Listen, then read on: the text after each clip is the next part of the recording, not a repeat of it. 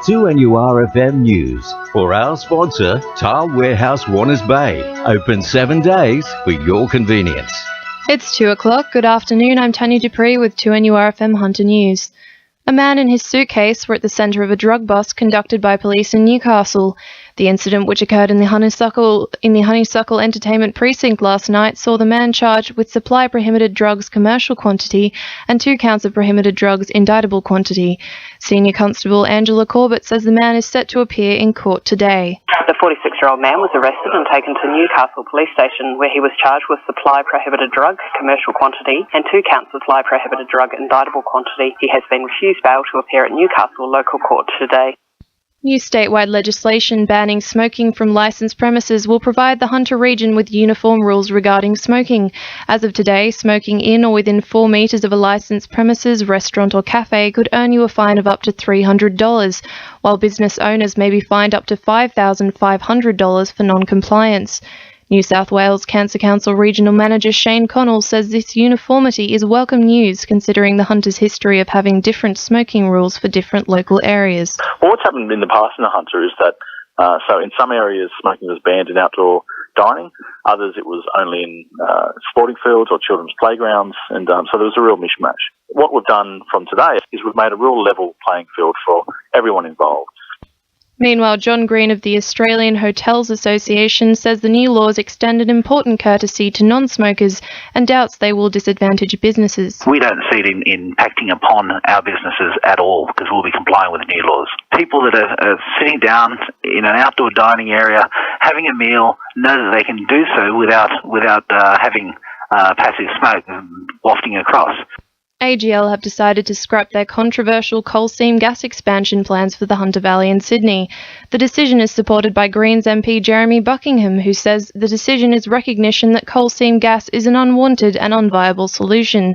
However, the company failed to also scrap plans for a similar expansion in Gloucester, which Mr Buckingham says is a missed opportunity for the company to restore its corporate reputation. After 16 years on the drawing board, work is finally getting underway on the first stage of the long-awaited Glendale Transport Interchange. Local, state and federal politicians were on hand for the turning of the sod to mark the starts of work on the $26 million realignment of Glendale Drive and extension of Stockland Drive to prepare for the construction of the Pennant Street Bridge. Mayor Jody Harrison says only then can work begin on the transport interchange, which is still on the drawing board. And that is a significant investment.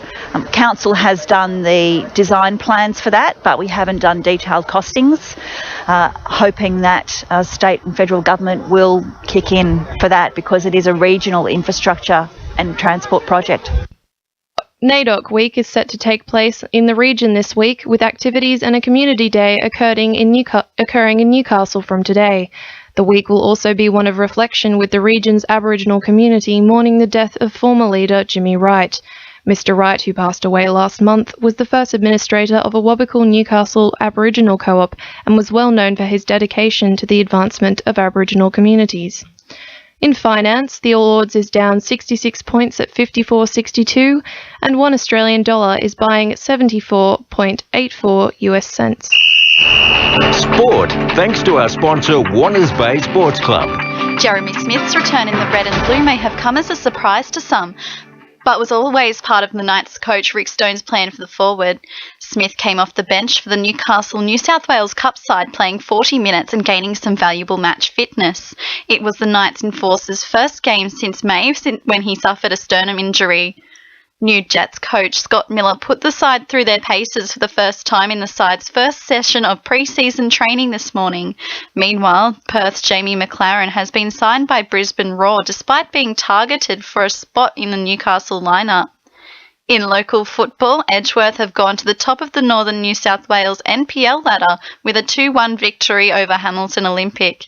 In other games, Charlestown picked up a 1-0 win over Adamstown, Broadmeadow won 3-0 against Maitland, Jets Youth beat South Cardiff 2-1, and Lambton came back from 3-0 down to beat Western 4-3. That's sport. I'm Georgia Lupton.